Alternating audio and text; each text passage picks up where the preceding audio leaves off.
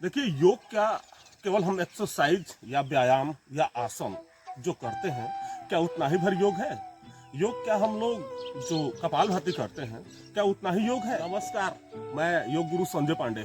आज आपको मैं आज के क्लास में आपको बताऊंगा कि योग का असली जो है वो मतलब क्या होता है, योग किन किन रूपों में किया जाता है और योग के कितने प्रकार होते हैं, और उसको हम किन किन तरीके से ले करके और उतना उसका हम लोग भरपूर तरीके से और पूर्ण तरीके से हम फायदा उठा सकते हैं। देखिए, महर्षि पतंजलि जी ने एक बड़े ही योग के ऊपर एक बहुत बड़ी रचना किया था, और जिसका हम लोग पूरा भारत ही नहीं अपितु पूरा विश्व उसका पूर्ण तरीके से लाभ भी उठा रहा है।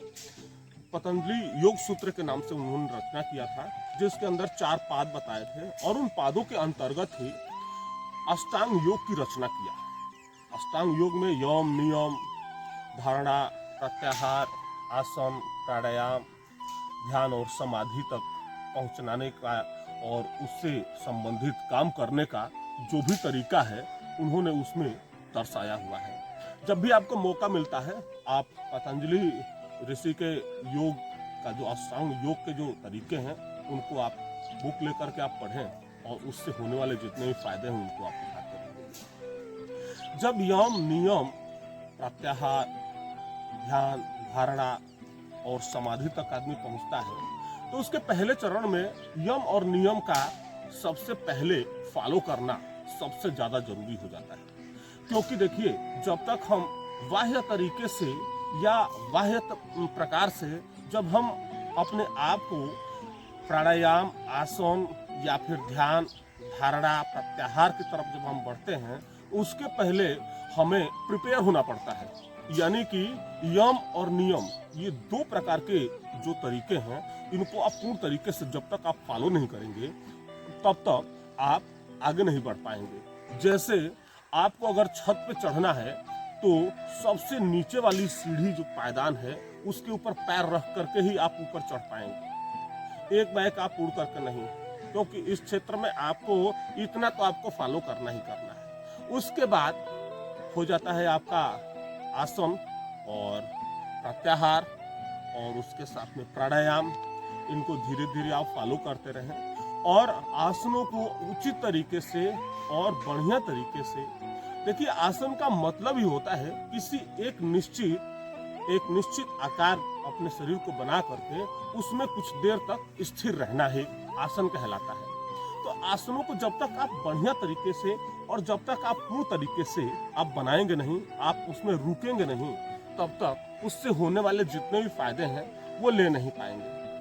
तो उसके बाद आपके जो प्रत्याहार और ध्यान और समाधि तक जो बात आती है, देखिए, हम ध्यान लगाने की विधि को तो हम लोग हर जगह किसी न किसी रूप में कोशिश करते हैं कि आपको मिलती रहे हर चीज, ताकि उससे होने फायदे उनसे आप ले सकें, और एक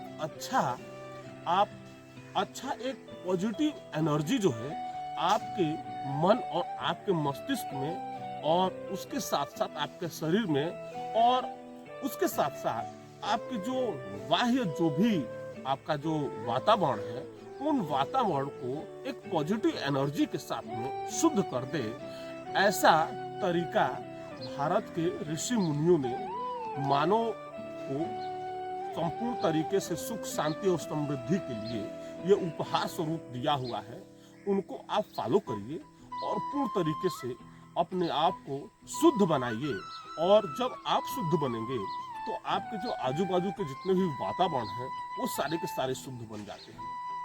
आपने सुना होगा कि बहुत से जो महर्षि जो हुए हैं, जहां जहां उन्होंने जो तप किया है, और तप करने के बाद कभी आप उन स्थानों पर जब आप जाते होंगे, तो आप ऐसा प्रतीत आपको होता होगा, ऐसा आपको महसूस होता होगा कि यहाँ पर कितना अच्छा शांति और कितना अच्छा आनंदमय की अनुभूति आपको होने लगती है। उसका सबसे बड़ा कारण यही है।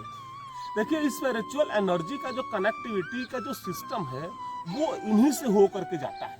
जब हम ध्यान लगा, फिर जिस जगह पर जो बड़े बड़े जो महापुरुष और जो हमारे ऋषि मुनि हैं, जहाँ जिस जगहों पर तप किया था उन्होंने, आज वो सबसे बड़े पवित्र स्थलों में गिनती होती है और गिनती की जाती है। उसका सबसे बड़ा यही कारण है कि स्पिरिचुअल एनर्जी की जो कनेक्टिविटी का जो साधन है, जो मार्ग है, वो वहीं से हो करके एक जगह जब एनर्जी जब कनेक्ट होने लगती है ना, तो वहां पर आप जब से दोबारा आप बैठेंगे ना, तो खट से वो कनेक्ट हो जाती है।